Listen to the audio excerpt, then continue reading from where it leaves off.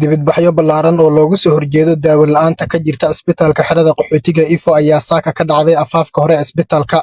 Dibadbaxyadan ayaa waxaa dhigay dadweynaha ku nool xerada qaxootiga Ifo kuwaasi oo si weyn uga cabanayay xaaladda caafimaad ee sii xumaanaysa, gaar ahaan gabaabsiga ku yimid daawooyinka iyo adeegyada daryeelka ee isbitaalka. Dadka dibadbaxa dhigayay ayaa ku dhawaaqayay erayo muujinaya sida ay ugu xun yihiin xaaladda jirta, iyagoona dalbanayay in si degdeg ah wax loogu qabto. dhibkana haasta waa sidaas cunugan asigoo fiican haddaan ku tuso sawirkiisa hadda si u yaal waa arkaysaa markuu fiicnaayna taleefonkayga ku jira hadda guriga ilmaha ku haayaan unugan saan ma ahayn unug boohaar waa haddana waa kan ishiis tan aad arkayso waay unug fiican miya kan hadda caafimaad la'aan daryeel la'aan sidaasa unugii shanaad unug 6 sano 7 sano 8 sano dhibkaana nahaasa anaga daryeel la'aan waay waxaan yeelahay anigoo foonaysa lagu keena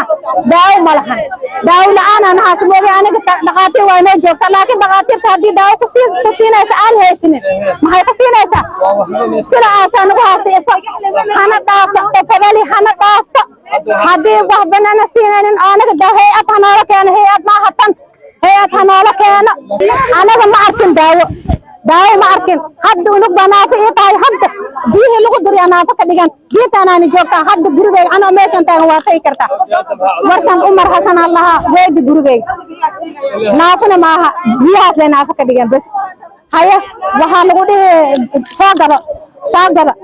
ma hayna anaga soo galo inta boos hadda waan jeey dhowr jeeraan isbitaalka waa kan hadda waan jiifna daawona malaahaye unug oo intaasoo habeen adi aad isbitaalka jiifta oosaan weligiisa ma la ark meeshan isbitaal waaye isbitaalkaana wax daawo laga helo ma leh idhagayso xabad tababaana dhoola lagama helo qofkii jira waxaa la leeyahay waxaad raajita aad qarash buu bixiyo raajituu soo galay wuu imaaday raajitadii waa la arkay waxaa la daawadana lagu qoriyay farmashiyaha ka soo gado mana qabataa taas mana qabataa midda kale inii sheegi maqal horta cudur kasta oo imaado oo meesha ku imaada cudur kasta biyuun baa lagu xidhi biyaha tuubada lagu xidhi daawo kale ma laha shalay ilmaan dhintay habeen hore ilmaan dhintay habeen saddexaad ilmaan dhintay yaanyuur baa cunta hataa kolay say ku dhacday middaas say lagu qabsatay qaxooti baan nahay hadda mawjeeda hadda 4 bilood xabad baana dhoola ma helin 4 bilood xabad baana dhoola ma helin hataa kolay tahay hataa kolay waxaa lagu dhihi wixii lagu duubi lahaa lagu dhaqi lahaa lama hayo may qabataa taas may qabataa waxaan rabnaa in daawo naloo keeno walaalo horta halkaan waxaa isku kaana keenay dib baa isku kaana keenay dib hal mar ku eg ma ahan awal hore qaxootiga horta raashinkii baa laga jaray waxba umaan arkin sababtoo kan markuu soo qaato kan uu daray xanuun baa hadda yimid xanuun cid u yaqaan ma jirto halkaan baa imaanaynaa xitaa barastimana lama siinaay qandhajibiyana lama siinaay ilmihii waa horii gadaal kaaga darana meesha aan seexanayna nadaafad darrada daqsiga ka imaada musqusho iyo dixiriga sariirta noogu imaadaa nadaafad ma leh daawo ma leh daryeel ma leh maxay ahaaday jarmaal ma leh gadoomiye ma leh wax aan leenahay oo ilaahay abuurto ma jirto annaga cabashadaan wadanana waa daawo la'aan ilmaha annaga meeshan intaasoo habeen bay ku baryeen xanuun baabi'iyo ma haystaano ee ilaahay kuma darnaadee biyo laguma xiro baaritaan ma haystaano ilmaha kaduudiyo ay qaarkood qabaan qaarkood sokor ay qabaan ma la baaray sokor wax kaaga baaray malaha cunuga kaduudiyo lagama baaro biyo xun oo meel ka yihiin ay jiraan lagu xiri nadaafad darro waata musquli waa la geli lahayd dhulkii lama xaaqo ma garad naagti dhalaysi xanuun baabi'iyo soo gadaa lagu dhihi qandhajibo qandhahaysa cunuga waxaa lagu dhaqay qandhajiban cawad ma bahaynaba sharaabaa lagu sii sharaabadii cunuga wuu soo mataqay waa ilmo shuban hor iyo gadaal leh dhibaatadaasaan ugu haystaa UNHCR waxaa codsi u diranaynaa reed karos in nagala bedelo oo hay'ad dhaantoo daawo leh naloo keeno haddii wax naloo hayna naloo sheego toosaan dhagaxle ugu biirni qaar ka mid ah dibadbaxayaasha ayaa sheegay in markay isbitaalka u tagaan si ay daawo u helaan. Marar badan loo sheego in aysan jirin daawooyin ku filan, laguna wargeliyo inay ka iibsadaan farmashiyaasha gaarka loo leeyahay. Sidoo kale qaar kale ayaa tilmaamay inay ku qasbanaadaan inay u safraan xeryaha kale si ay u helaan daawooyin aasaasi ah sida xerada qaxootiga Dhagaxley. reefa haddaan nahay waxaana haysta dhib weyn. dhibka anigana haysta waxaa u badan daawo la'aantan, daawo la'aan iyo daryeel la'aan. markaad dhalayso inaad Dhagaxley aad moogi Dhagaxley anigoo aadna xataa oo waxaan ogahay naago Dhagaxley iyagoo loo wada oo soo dhaxda ugu soo dhinteen. maxaa Dhagaxley nigay aniga reefaaba nahay haddaan hay'ad haysan Dhagaxley maan aadi lahayn.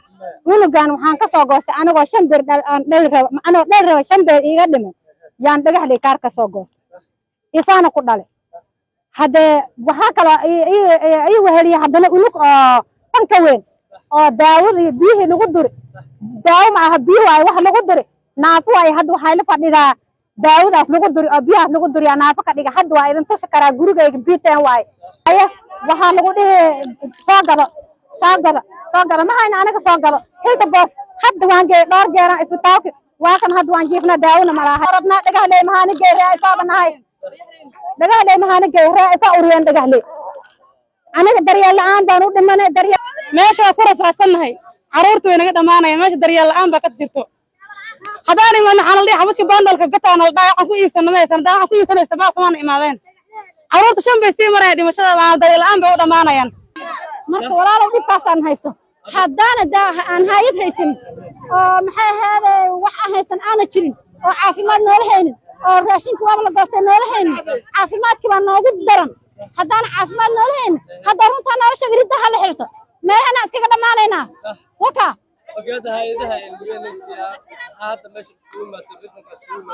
waxaan iskugu imaana caafimaad darro heer kaloosna nalaga tuuro ma rabnaba. intii ay dibadbaxyadu ay socdeen waxaa goobta soo gaaray mas'uuliyiinta xarunta isbitaalka xerada qaxootiga Ifo. hase yeeshee waa ay ka gaabsadeen inay warbaahinta la hadlaan. sidoo kale wariyaasha ayaa loo diiday inay gudaha u galaan isbitaalka si ay u soo xaqiijiyaan xaaladda dhabta ah ee ka jirta gudaha. ilaa iyo hadda ma jiro war rasmi ah oo ka soo baxay maamulka isbitaalka iyo hay'adda caafimaadka ee gacanta ku hayso ee Red Cross ee ku saabsan cabashooyinka bulshada. si kastaba ha ahaatee dibadbaxan amaba mudaharaadkan ay sameeyeen dadka ku nool xerada qaxootiga Ifo ayaa waxa uu ku soo aadayaa xilli dadka qaxootiga ah ay wajahayaan nolol aad u cakiran, iyadoona boqolkiiba 60 gargaarkii la siin jiray dadka qaxootiga ah aad loo dhimay. taasi oo ay ku sababeeyeen hay'adaha ka howlgala xeryaha qaxootiga Dhadhaab inay jirto budget la'aan amaba dakhli ay ku maamuli lahaayeen xeryaha qaxootiga Dhadhaab. waxaana saameyn toos ah uu ku yeeshay dadka qaxootiga ah arrinkaasi, sida gargaarkii la siin jiray dadka qaxootiga ay ka mid yihiin raashinka, daawada, waxbarashada ayaana si weyn hoos ugu dhacay. xasan hilowle xasan maclimow, afaafka hore ee isbitaalka xerada qaxootiga Ifo.